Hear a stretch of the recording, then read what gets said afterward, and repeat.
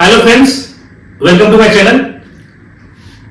आज मैं problem discuss करूंगा कि locate the centroid of T section. और ये डायग्राम यहां पे टी सेक्शन दिया हुआ है, तो इसका सेंट्रॉइड हमें फाइंड आउट करना है।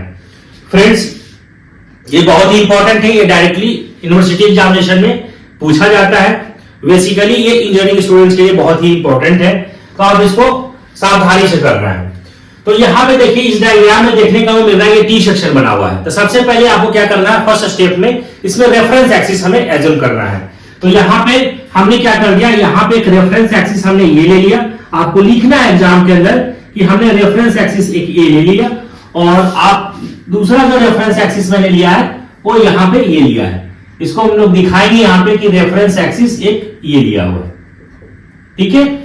और यहां पे देखिए कि ये टी जो सेक्शन, इसको दो पार्ट में, दो कंपोनेंट में आप डिवाइड कर दीजिए। एक देखिए कि हमारा ये पार्ट है, दूसरा पार्ट हमारा ये है। तो इसको हमने एज्यूम कर लिया कि मान लीजिए कि इसका एरिया A1 मैंने मान लिया और इसका मान लिया मैंने A2 मान लिया, ठीक है। इसका यहां पे समझने के ख्याल से मैंने इसको ऐसा कर दिया कि इसका एज्यूम कर लीजिए कि इस सेक्शन का, ठीक है, इस सेक्शन का सेंट्रॉइड यहां पे है G1, और इस जो सेक्शन है सेकेंड वाला जो है, इसका सेंट्रॉइड यहां पे G2 मैंने एज्यूम कर लिया।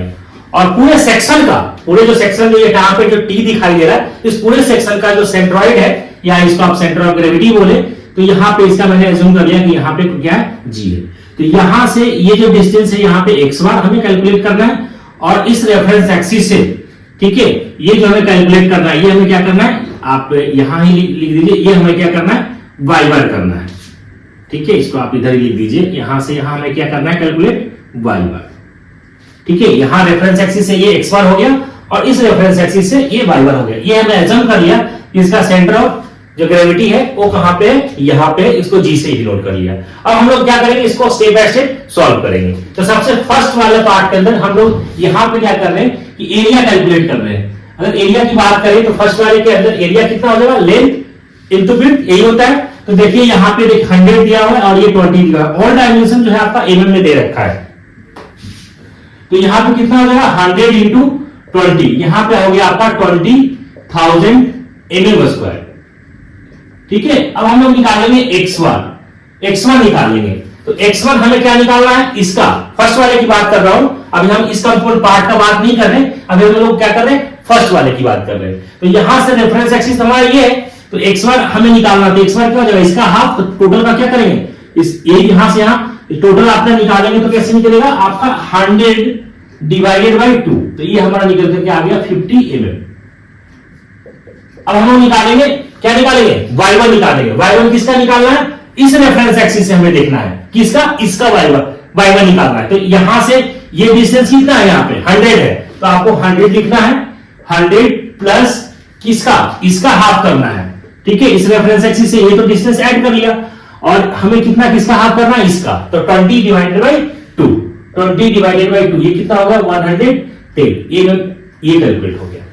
अब हम लोग क्या करेंगे, इस सेकेंड वाला जो पार्ट है, इस पार्ट को हमें सॉल्व करना है, इसका एरिया कैलकुलेट करेंगे। तो इसका एरिया कितना आ जाएगा, 100 इंटू ये कितना है, 20 है, तो 100 इंटू 20, या हम एरिया निकालेंगे, A2 is equal to 100 into 20, तो ये हमें क्या निकल करके आ जाएगा, 20,000 mm²। अब हम लोग क्या करते हैं, x2 कैलकुलेट करते हैं। अब देखिए x2 कैसे कैलकुलेट करना है अपन को, यहां से यहां ये तो 20 हो गया, तो ये वाला पार्ट यहां से यहां कितना है, 40 है, ठीक है। और यहां से यहां ये वाला जो पार्ट है ये भी कितना हो जाएगा, यहां से कि मैं अगर बात करूं तो ये भी यहां से यहां कितना हो गया, 40 हो गया।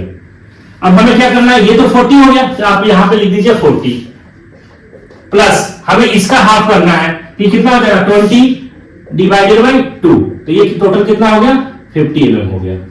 अगेन हमें निकालना है y2 कैसे निकालेंगे, तो इस रेफरेंस एक्सिस से हमें इसका हाफ करना है, तो 100 डिवाइडेड बाई 2, तो ये भी कितना आ गया, 50 आ गया। 100 डिवाइडेड बाई 2, ये हो गया आपका 50 mm। अब हमें क्या निकाल लिया, A1 निकाल लिया, x1 निकाल लिया, y1 निकाल लिया, A2 निकाल लिया, x2 निकाल लिया, y2 निकाल लिया। अब हम लोग क्या करेंगे, हमें निकालना क्या है, फॉर्मूला पे कैलकुलेट करना है x बार। तो हम लोग जानते हैं कि इसका x बार का जो फॉर्मूला होता है, A1 x1 plus A2 x2 divided by A1 plus A2, यही होता है। अब A1 की बात करते हैं तो A1 हमने कितना निकाला 20,000 इंटू X1। X1 कितना है 50 प्लस A2 आपका कितना है 20,000 इंटू X2 कितना है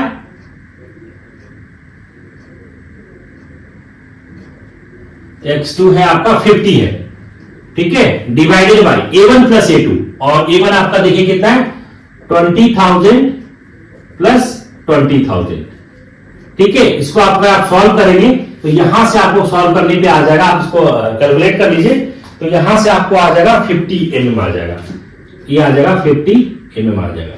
ये हमें निकल गया एक्स बार का वैल्यू कैलकुलेट हो गया, ठीक है। अब हम लोग क्या करेंगे वाई बार निकालेंगे, तो वाई बार कैसे निकालेंगे A1 Y1 plus A2 Y2 divided by A1 plus A2। तो A1 कितना है आपका 20,000 इंटू Y1 देखिए यहां पे कितना है 110 प्लस A2 आपका है 20,000 इंटू Y2 आपका कितना है देखिए यहां पे 50 दे रखा है, 50 डिवाइडेड बाई 20,000 प्लस 20,000। इसको आप कैलकुलेट करेंगे तो यहां से आ जाएगा आपका 80 mm आ जाएगा। ये हमें निकल गया कौन वाई बार। दैट मीन्स हमें यहां से यहां ये एक्स बार का जो डिस्टेंस है वो कितना आ गया, यहां से आ गया 50 mm, और ये जो डिस्टेंस है ना, क्योंकि ये तो सेक्शन जो है टी सेक्शन है, तो टी सेक्शन है तो इसका सेंट्रॉइड की बात करें तो यहां पे ये कितना आ जाएगा, ये आ गया आपका 80 mm। ये हमें कैलकुलेट हो गया सेंट्रॉइड टी सेक्शन का। तो आपको स्टूडेंट इसी तरीके से आपको सॉल्व करना है एग्जामिनेशन में। आई होप ये क्लियर हो गया होगा। क्लियर हो गया, अगर आपका चैनल पे पहली बार आया तो चैनल को सब्सक्राइब कर ले, नोटिफिकेशन को ऑन कर ले। Thank you.